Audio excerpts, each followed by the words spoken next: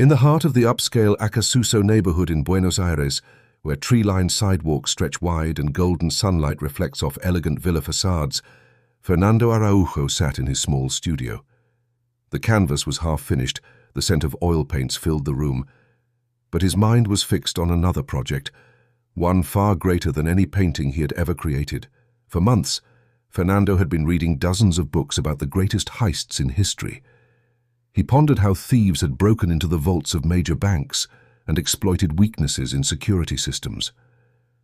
Then, one rainy night, as drops trickled down the workshop windows, a bold idea struck him. What if he created a living work of art? Something everyone would witness and never forget. Fernando wasn't seeking fame or television headlines. He wanted to challenge his own intellect and push the limits of planning and audacity. He quickly began assembling a team of old friends. Sebastian Garcia Bolster, a civil engineer who had left the construction industry, now obsessed with tunneling and defying gravity. Luis Vitet, a former businessman with sharp negotiation skills, tasked with being the group's spokesperson. Alberto de la Torre and Marina Rossetti, PR experts, responsible for monitoring media and diverting attention away from the real target. 3 other assistants, in charge of various tasks such as transport, sabotage, and logistics. Their first meeting took place in a vacant apartment on the top floor of an abandoned building, just 1 block from a Banco Río branch. Fernando lit up a whiteboard and laid out a schematic of the tunnel, starting beneath the wooden floor and stretching 15 meters to the bank's basement, where safety deposit boxes were kept. Sebastian began his work during the pitch-black nights, when the streets were silent and dim lamplight was all that remained. Using small drilling machines, he transported soil in containers to a hidden truck parked in an abandoned garage. One night, a cyclist nearly discovered the operation, until Marina, posted at the window, triggered a fake alarm away from the site. The cyclist, thinking it was just kids playing around, pedaled away.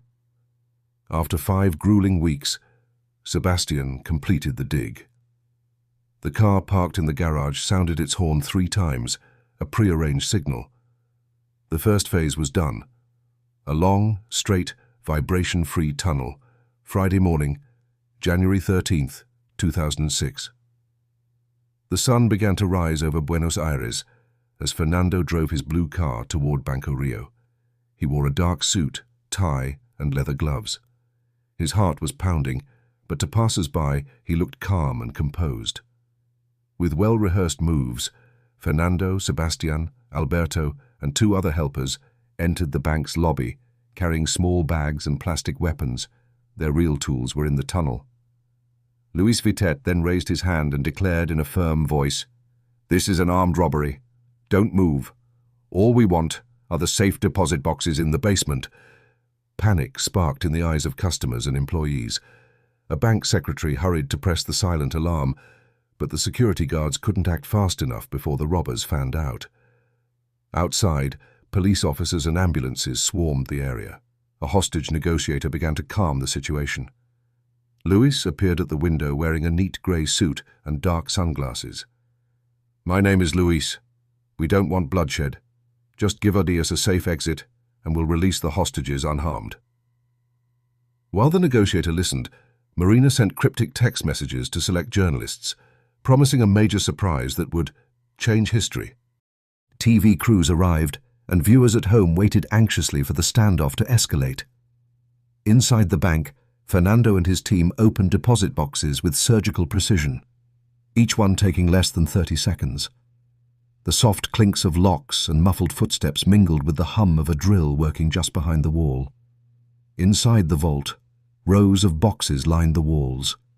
They opened the first box. Inside were deeds, contracts, and luxury watches.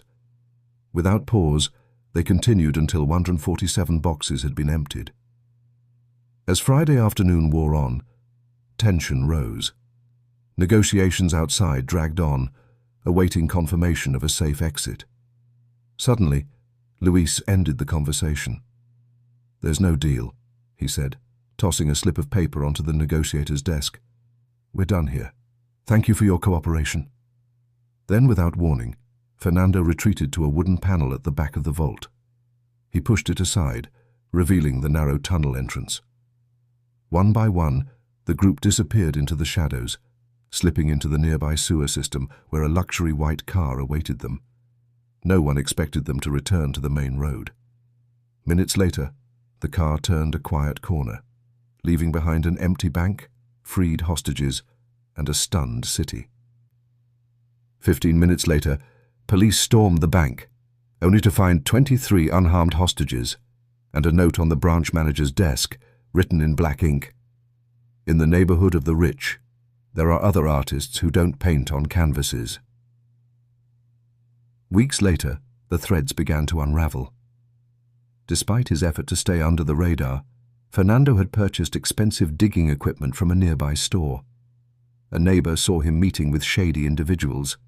Police found recordings of the tunnel drilling beneath the building. Most of the gang was eventually arrested and received varying sentences. Fernando Araujo, 20 years. Sebastián Garcia Bolster, 18 years. Luis Vitet, 15 years. Other members, 5 to 12 years. Books and documentaries dubbed it the heist of the century, and the operation was hailed as the greatest bank robbery in modern history. Though all were caught, one lesson remained. When creative minds turn to crime, the only limit is imagination.